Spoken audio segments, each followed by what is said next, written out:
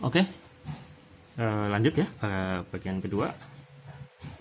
Masih sedikit kita bilangan kompleks tadi, tapi sekarang kita akan lari ke fasor ini.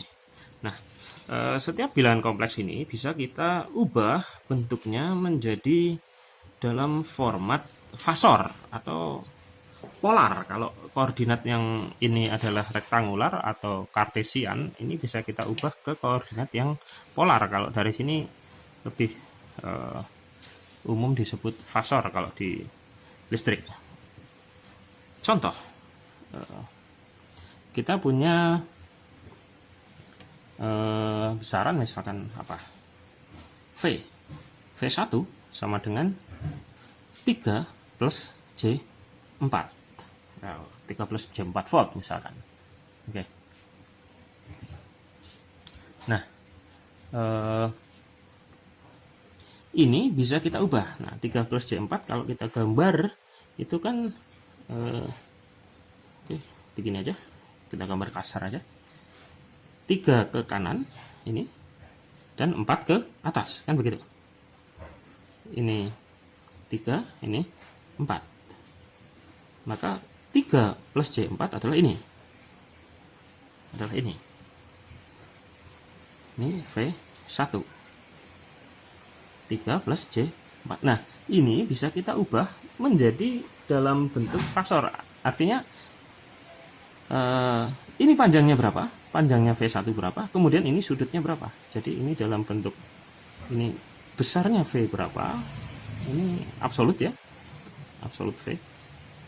Kemudian ini biasanya kalau nggak theta itu V atau alfa ya. Pokoknya huruf Yunani. Kalau nggak alfa, theta atau V biasanya.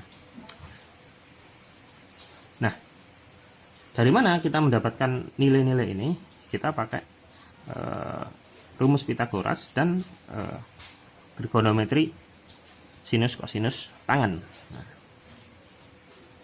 besarnya V ini sama dengan 3 kuadrat, ya kan? Tambah 4 kuadrat, kemudian diakarkan, ya kan? Berarti ini sama dengan akar 3 kuadrat ini plus 4 kuadrat. Ya, pasti kalian sudah tahu ini hasilnya adalah 5. Nah, V ini kita harus ngitung tangan dari sudut ini, dimana tangannya adalah 3/4. Tangan dari sudut V adalah, 4/3 ya, 4/3. Kalau pakai trigonometri kan Y per X. Nah, ini berarti imajiner per real. Sehingga sudut V ini sama dengan arkes tangan dari 4/3. Yang mana ini kurang lebih sama dengan 53,1 derajat. Nah, ini ruwet? Enggak, kalau pakai kalkulator enggak akan lama ngitungnya. Makanya saya bilang ya kalian menguasailah kalkulator begitu. Nah, bentuk ini sehingga bisa kita tulis lagi V1 ini sama dengan tadi 3 plus J4, atau kita tulis dalam bentuk fasor ini dalam bentuk kompleks atau dalam bentuk fasor adalah 5 sudut 53,1 derajat. Ini adalah bentuk fasor. Nah, perkalian dan pembagian itu lebih mudah dilakukan dalam bentuk fasor. Kalau kita lihat di sini perkalian kan cukup panjang ya. Ini perkalian tadi. Dan ini kalau J kali min J, J kali J itu betul-betul kita bisa kepleset antara plus minusnya. Itu mudah sekali terpeleset di sana. Nah, supaya lebih mudah kita biasanya menggunakan untuk pembagian dan perkalian kita menggunakan fasor ini. Contoh, misalkan kita punya I sama dengan 6 sudut 20 derajat. Kemudian R sama dengan 3 sudut minus 30 derajat. Nah, maka V sama dengan I kali R sama dengan 6 sudut 20 derajat kali 3 sudut 30 derajat. Nah, berapa hasilnya? Tinggal kita kalikan. 6 kali 3 berapa? 6 kali 3 adalah 18. Nah, untuk perkalian, sudut-sudut ini tinggal dijumlahkan. 20 derajat jumlah plus 30 derajat. Sehingga ini sama dengan 18 sudut 50 derajat. Nah, oke, satu contoh lagi saja.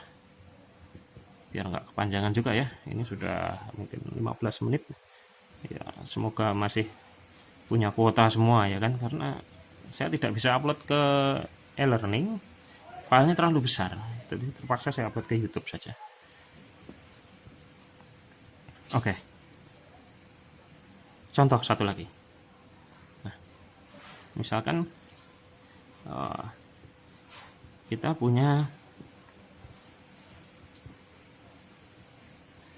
V sama dengan V2 deh ya kan, V2 sama dengan berapa?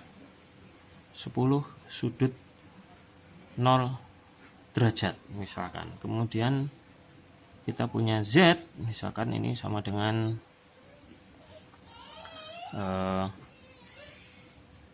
5 sudut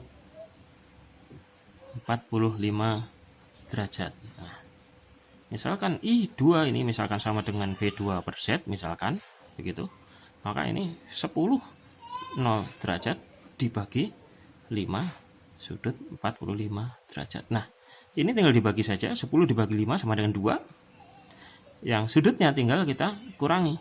Sehingga ini 2 sudutnya 0 derajat dikurangi 45 derajat.